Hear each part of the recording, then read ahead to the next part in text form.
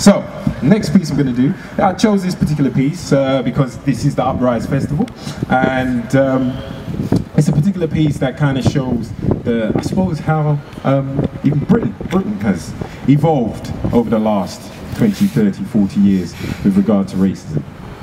So this particular piece I wrote in honour of my father, and it's called Props for Pops. Like Chris Rock said, Pops gets no props except the big piece of chicken. Even that, some people are trying to stop him from getting. It's time to rectify that and show how Pop's been living. Growing up, I always thought Pops was being hard, sadistic even. Coming out with routines the Catholics probably dreamed up for heathens. During the Spanish Inquisition, agree to the rules, else strike a pose in a torturous position. You see, Pops' mission, impossible, which he decided to accept, departed from tradition the day his foot did step into European lands, where black mans were getting slain by white shaved hands. Teddy boys, skinheads, NF, enough said. Them time there, boy, they must have been dread. On top of that, Pops had to deal with an ignorant white man who used to openly call Nubians Negro, nigger, wog, blackie, jungle bunny.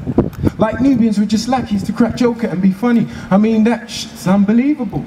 I imagine a white man saying that to me now. I wonder if I could hold it down. Or would I unleash, leaving him just enough teeth to tuck into his mad cow roast beef? On top of that, Pops was educated to higher levels, all the way up to degrees. But all those fool man could come with was, do you want a job making some tea? Frustration at the situation could have caused Pops to do something that would have led to his incarceration. But Pops was bigger than that. He held it down fat. He knew his goals, he set his goals, and that, as they say, was that. He then proceeded to make order in a chaotic chapter in the black man's encounter, where hurdles insurmountable, all for some, were being set just like a rule of thumb.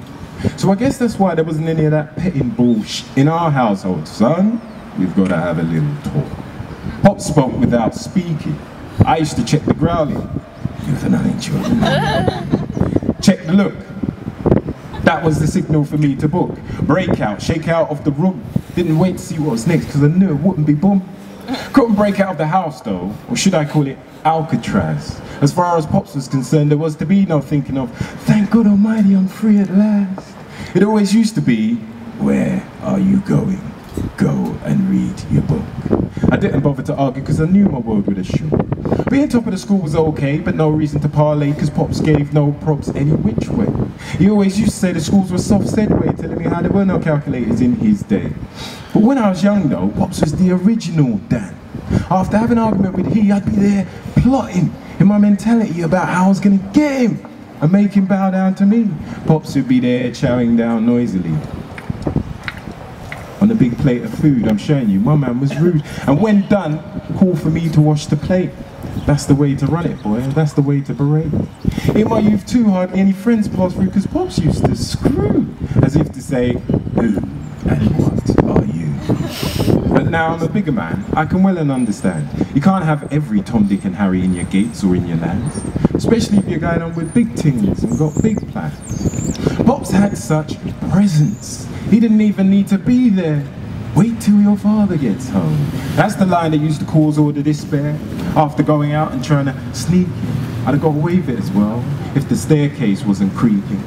But once caught, that was the time to start freaking out, no doubt. There was to be pure yapping, followed by a clout. Pops and pocket money. Now there's something funny. Money for your pocket. Get a job, son. Which I did quick, because asking Pops for money was definitely not the lick. One thing about Pops was he never seemed to be wrong. His selective memory occurred any time my argument was too strong. You children are too rude. Learn some respect. Like in a game of chess, I knew I had Poppy checked. Peeps say to me, boy B, you ain't easy. If only they knew what living with Pops did to me, then they'd know about who ain't easy. I remember when I used to have to wash his car. That's when he used to behave so illogically. Instead of parking it in front of the house, he used to park it around the corner. Instead of providing a hose to wash it down, he used to provide 2 buckets, say go build up your stamina.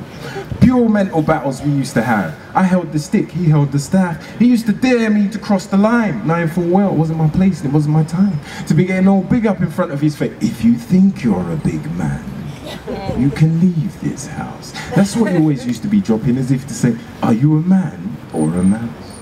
It's only in all my tomorrows that I can now see Popsy's wisdom. Because for a lot of the youth today, it's easy to go astray. They live the high life on borrowed time with borrowed pay. Because their pops ain't around, he's flown the coop or skipped town. I guess some guys ain't man enough to raise a youth, so they play the clown. So for all the things Pops put me through, he gets nothing but love and respect. Because he moulded me into a warrior and a person of intellect. He taught me the ways of the world, and he taught me to have respect, else I could have been out there busting melons and cracking nets. Now Pops and all those like him are reaching the age for chilling. No longer the powerhouses they used to be, they passed the mantle down to me. And Uno Young Guns, the new lyrical dons. It's time to represent busting sparks with lyrical tongues. Now I walk the streets, one deep, steeped in confidence. There's no need for me to creep, follow the crowd, not like a sheep. Cause Pops showed me to stand on my own 2 feet. You see, to me, Pops was, is, and always shall be the Don Dada, ain't no one better. Super cat father, protect his own like you would do your daughter. Mac Daddy, Daddy Mac, Ebony Black. Break the backboard like Shaq. No bullshit taken, so you best not answer back. Know your place in his house, else you can walk the streets mellowing in his old age, waiting to feel the Ghana heat. Quintessential black man. And I just happen to be his son. Peace.